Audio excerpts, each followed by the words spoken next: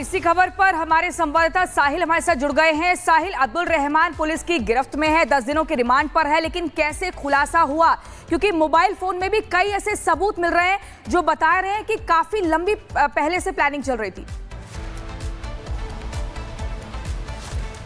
हाँ जी बिल्कुल। अब आतंकी अब्दुल रहमान जो है हरियाणा एसटीएफ की 10 दिन की पुलिस कस्टडी में है, जिससे अब लगातार पूछताछ की जा रही है। पूछताछ में ये इतना बड़ा खुलासा हुआ कि 10 दिन पहले ही एक आतंकी संगठन से जुड़ा था, 10 महीने पहले आतंकी संगठन से जुड़ा था और वीडियो कॉलिंग के जरिए ही पूरी जो आतंकी ट्रेनिंग थी वो लेने का काम कर रहा था। पुलिस सूत्रों से जानकारी मिली है कि फैजाबाद में जहाँ पे मटन की शॉप पे काम करता था, वहीं पर ये वीडियो कॉल के जरिए जो था लोगों से जुड़ता था और उन्हीं के जरिए जो थी इसको आतंकी ट्रेनिंग दी जाती थी आखिर किस तरीके से आतंकी हमले की जो साजिश है उसको रचना है। लेकिन फरीदाबाद में जब ये पहुंचता तो उसी दौरान गुजरात एटीएस को इनपुट मिलता है कि फरीदाबाद में किसी शख्स से मुलाकात करने के लिए यहाँ पे आने वाले हो। एक बार तस्वीर में आपको दिखाना चाहूंगा जहां पे इसको लाइव रेड के दौरान गिरफ्तार किया गया। आप तस्वीर आप देख सकते हैं, ये पाली गांव है और इसी में 1-2 दिन पहले इस खंडर से मकान में यहाँ पे आके रुका हुआ था, क्योंकि अपनी पहचान छिपा के यहाँ पे रह रहा था। और यहाँ पे इनपुट होता है और इनपुट के आधार पे गुजरात एटीएस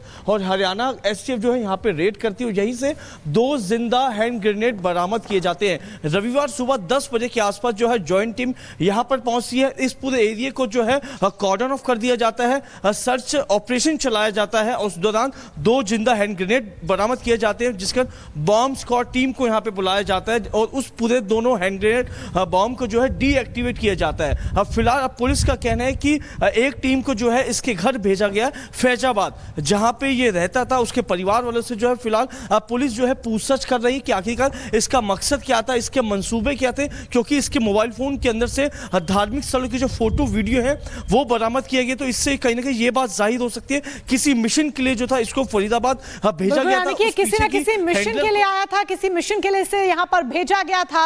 वो साफ सीधे तौर पर जो सबूत सामने आए हैं उसके जरिए शंका जाहिर की जा रही है। चलिए साहिल, जुड़ने के लिए तमाम जानकारी के लिए धन्यवाद आपका। लेकिन देखिए 500 साल के एक लंबे इंतजार के बाद जिस राम मंदिर का निर्माण हुआ और जो राम मंदिर बनकर तैयार हुआ, जो लोगों की आंख का तारा है, तमाम श्रद्धालुओं की, करोड़ों श्रद्धालुओं की आस्था का केंद्र है, सनातन का प्रतीक है, वो नापाक पाकिस्तान को भा नहीं रहा है। यही एक बड़ी वजह है कि आतंकी राम मंदिर के खिलाफ साजिश रच रहे हैं। लेकिन ये हिंदुस्तान है और ये मुंह तोड़ जवाब देना जानता है। यही एक बड़ी वजह है कि हर साजिश को पहले से नाकाम कर दिया जा रहा है।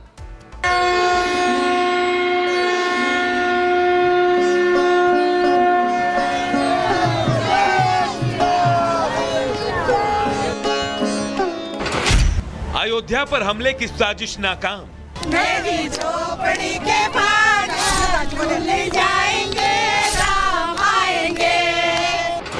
पकड़ा गया आतंकी अब्दुल रहमान। अब्दुल ने खोले राज, देश के दुश्मन आए बाज। सफेद नकाब और काली ड्रेस में दिख रहा ये शख्स देखने में तो सीधा साधा लग रहा, लेकिन इसके मंसूबे उसकी ड्रेस की तरह ही हैं, पूरी काली की काली। इसके इरादे अगर आप जान जाएंगे तो आप भी हैरान रह जाएंगे। ये वो शख्स है जो राम मंदिर को उड़ाने की साजिश रच रहा था।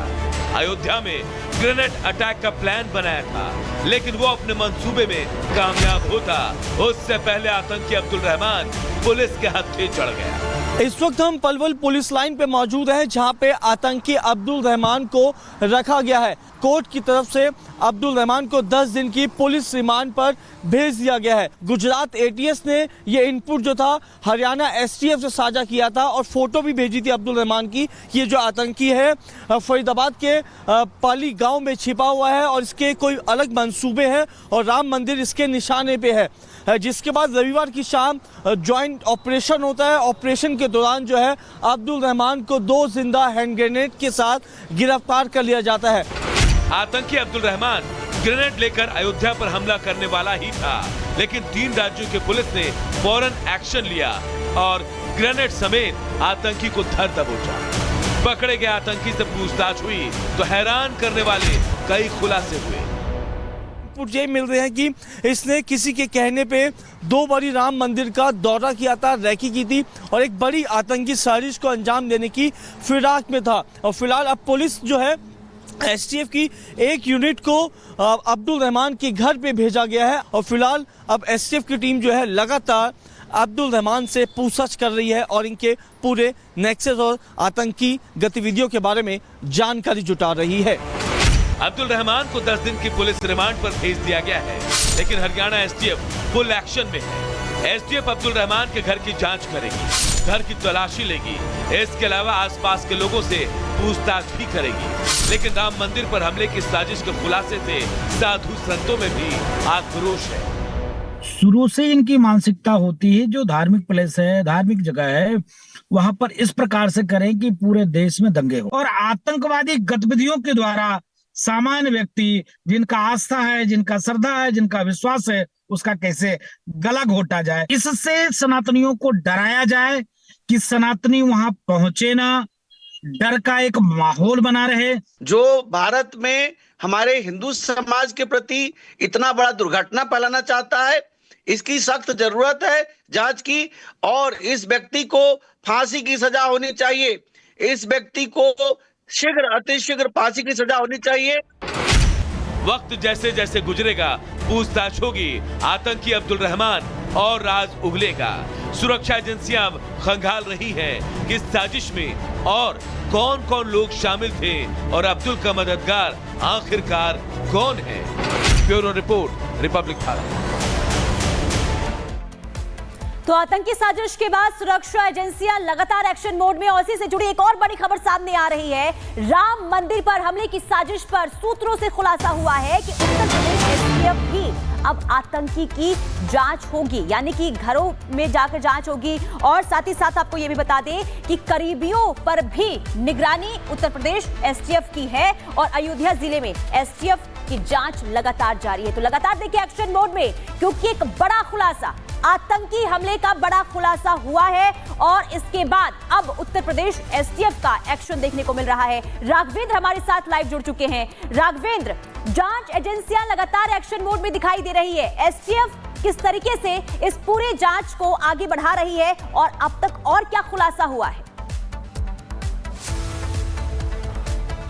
बिल्कुल, देखिए जैसा कि चूंकि मामला इतना संगीन है कि तमाम एजेंसियां इसमें इन्वॉल्व होंगी, चाहे वो दिल्ली पुलिस हो, हरियाणा पुलिस हो, उत्तर प्रदेश पुलिस हो, यह भी रहेंगी। साथ में जो सेंट्रल एजेंसियां हैं वह भी देखेंगी, चूंकि मामला आतंक से जुड़ा हुआ है, आगे एक प्लानिंग से जुड़ा हुआ है, जरूर उस पर जांच होगी, सारी बात है। लेकिन मैं इस वक्त उस घर पर खड़ा हूँ जो अब्दुल का ही घर है। आप देखिए कि यहाँ पर एक बैनर भी लिखा है अब्दुल, ये चिकन शॉप, ये उसका घर है। आप देख सकते हैं कि छोटा सा ऊपर घर बना है, नीचे भी है।